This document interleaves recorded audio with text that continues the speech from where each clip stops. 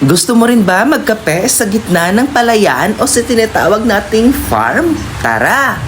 G, dito sa Barangay Bareres, San Jose, Antique. Bandang alas 4 nga ito guys ng hapon dahil niyaya ako ng aming Vice President sa Antique Vloggers para pumasyal sa kanilang bahay. Parang ayaw ko pa nga guys pumunta dahil tinatamad talaga ang katawan ko sa araw na ito. Pero sige lang guys kasi minsan lang naman magyaya si Vice President Rocky Calanog na pumunta sa kanilang bahay. At medyo malapit lang naman ito kaso nga lang hindi ko alam ang kanilang lugar kaya nalito ako at naligaw. At buti na lang guys, sinundo ako ni Madam Tintin kaya nakarating ako dito sa kanilang bahay. Dahil nagluto nga dito guys, si Vice ng patutin at tinolang manok. Pero hindi pa muna ako kumain dahil didiretso nga kami ngayon sa farm. So lang guys, hindi ko talaga alam ang kanilang plano kung anong gagawin dito. Basta-basta lang ako pumunta. At pagdating ko nga dito guys, ito agad bumungad sa akin yung mga healthy nilang alagang baboy. O diba guys, napaganda talaga tumira sa probinsya. At shoutout nga po pala guys kay Madam Tintin. Ayan guys, so tingnan nyo siya oh. At kahit nahihirapan na nga guys, ito si Madam Tintin sa kanyang takong ay for the go pa rin siya dito sa farm. Dito nga kami guys, didiretso sa kanilang maliit na kubo. Meron nga po pala sila dito guys na alaga ng mga pato,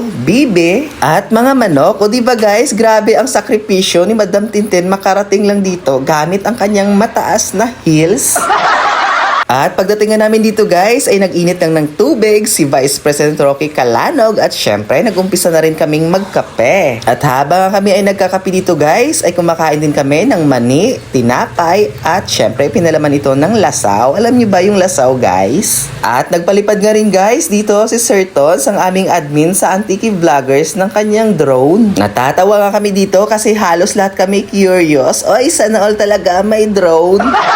At habang nga guys, nagpapalipad ng drone at kami ay tutok na tutok sa drone, maikwento ko lang pala. Ay meron na guys, nagkapalitan ng baso ng kape at nagtatanong nga kami kung kaninong kape nga ba talaga ang aming iniinom. O diba guys, dahil sa drone, nagkapalitan na ng kape.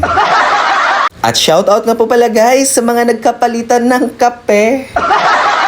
O diba guys, napakasayang experience ng pagkakapi namin dito sa gitna ng farm nila Vice President Rocky Calanog. At meron din pala sila dito guys na tanim ng sugar cane. Kaya kumuha rin dito guys si Julius Delgado. Ayan, napakasarap ng sugar cane kapag ganitong klase. Ikaw guys, marunong ka rin ba kumain ng sugar cane? At habang palubog na nga guys, si Haring Araw ay nagpakain naman dito si Vice President Rocky Calanog sa kanyang mga alagang pato at bibe. At pagkalipas nga guys ng ilang minuto ay nagdesisyon na rin kaming umuwi. Oh sige guys, dito ko na lang tatapusin ang aking video. Salamat sa panonood!